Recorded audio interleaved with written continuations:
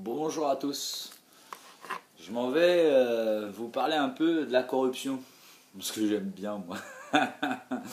Bon alors, la corruption est tellement généralisée depuis tellement de décennies que les gens acceptent. Ils se promènent dans la rue, ils disent oh, la corruption, on pourra rien y faire, batati, batata, c'est une fatalité, je suis obligé de subir la corruption. Non, t'es pas obligé de subir la corruption. Tu subis la corruption parce que t'as jamais protesté en vrai. Qui a envoyé un courrier pour dire hey, j'en ai marre de me faire arnaquer? Qui? Je crois que on est une dizaine, les 10 premiers, on doit être dans les 10 premiers à avoir commencé, ou 20 premiers, ou même les 100 premiers. Je vais même pas je vais faire preuve d'humilité. Peut-être même on est les 1000 premiers. Ça m'étonnerait, mais bon. On est les 1000 premiers à commencer à dire non, on veut plus de corruption, non, on en a marre, on veut plus être résigné. La corruption est générale, les gens ils sont là, la corruption est générale, on est obligé, c'est la fatalité. On ne sait pas comment faire. Moi je vais vous dire comment faire. Il y a la sûreté de votre personne. Et la sûreté est faite pour vous protéger en cas de corruption généralisée. Donc si vous n'avez pas bien compris ça, je vais vous inviter à aller regarder dans le dictionnaire juridique. Et puis voilà. Donc vous n'êtes pas obligé de subir la corruption. Et oui, vous pouvez changer le monde. Et oui, ça va avoir un impact. Seulement, ça ne va pas avoir un impact à grande échelle dans le premier temps. Ça va avoir un impact sur votre entourage. Puis votre entourage, il va divulguer l'info, et divulguer l'info, et divulguer l'info, et à la fin, tout le monde saura comment faire. Donc, la corruption est généralisée, mais vous n'êtes pas obligé de la subir. Tout le monde est d'accord pour dire que c'est général. Tout le monde est d'accord pour dire que les hommes politiques, ou les femmes politiques, puisqu'elles revendiquent l'égalité, femmes-hommes et plus hommes-femmes. Encore une histoire de vous embrouiller, mais enfin, voilà, maintenant les femmes sont prioritaires sur les hommes. Enfin, ça me dérange pas, moi je m'en fous. Je m'en fous. Voilà, donc vous n'êtes pas obligé de subir la corruption.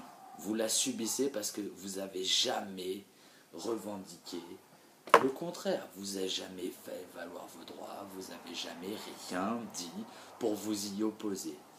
Et comme l'État présume que vous êtes consentant et que vous n'êtes jamais exprimé autrement que par payer, eh ben, ils ont raison. Pourquoi? C'est des vaches à lait, plus on les traite et plus ils nous donnent du lait. Alors on va continuer, hein? Non. Non, vous n'êtes pas obligé de vous promener dans la rue avec dans la tête la pensée que la corruption est générale et qu'on ne peut rien y faire. On peut faire des choses. Il suffit de entreprendre des démarches et de expliquer un peu autour de vous. Et puis les preuves sont abondantes. Abondantes. Vous voulez que je vous en montre une? Je vais vous en montrer une.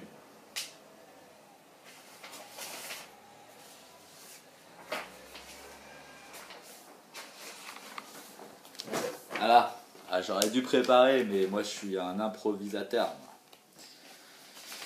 Alors, voilà.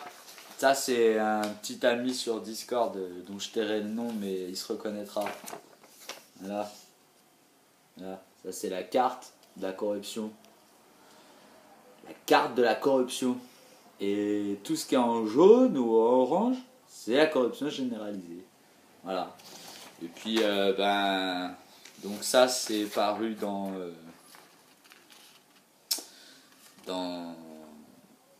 France Info.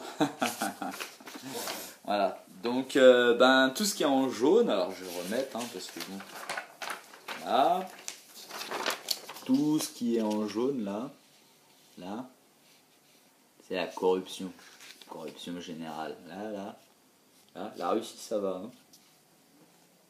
L'Australie c'est un peu la merde. Enfin bon, je vais pas vous décrire la carte. Voilà. Donc, oui, effectivement, la corruption est générale. Alors il faut savoir qu'en France, on est en orange. Hein, je sais pas si vous voyez bien là. Voilà, la France elle est en orange. Et en orange, c'est la corruption généralisée à 70%. Il n'y a pas que moi qui le dis, hein.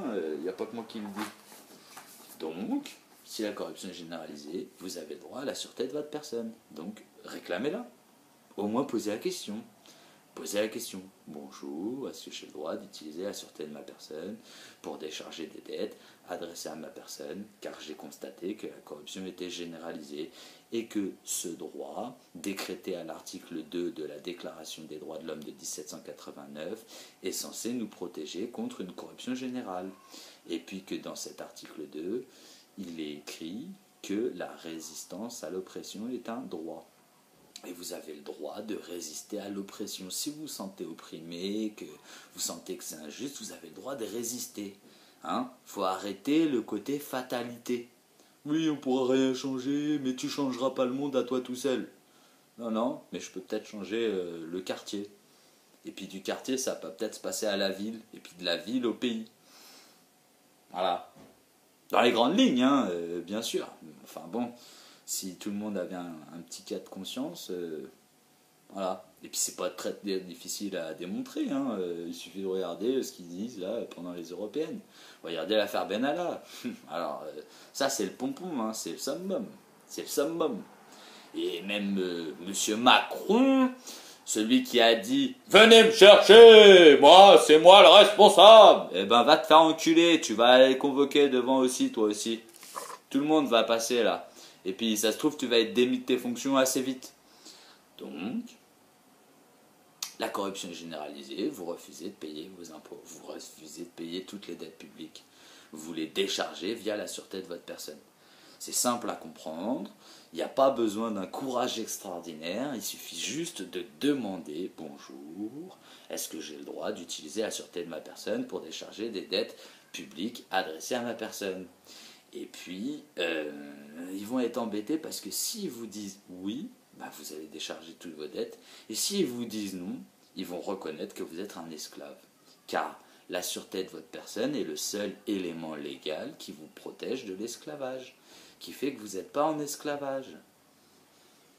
Donc ils vont bugger, hein, ça va les faire bugger. On lui répond quoi à lui Ben voilà. Donc ça va faire plus de 9 mois, là, ouais, peut-être même 1 an, que j'envoie des lettres de change, qu'il n'y en a aucune qui sont de retour, et puis que les dettes s'annulent. On ne réclame plus rien. Donc, j'ai toutes les bonnes raisons de croire que vous pouvez décharger des dettes via la sûreté de votre personne. Parce que c'est prévu dans la loi, c'est tout. Donc, renseignez-vous réellement sur vos droits fondamentaux, inaliénables et imprescriptibles, et revendiquez-les.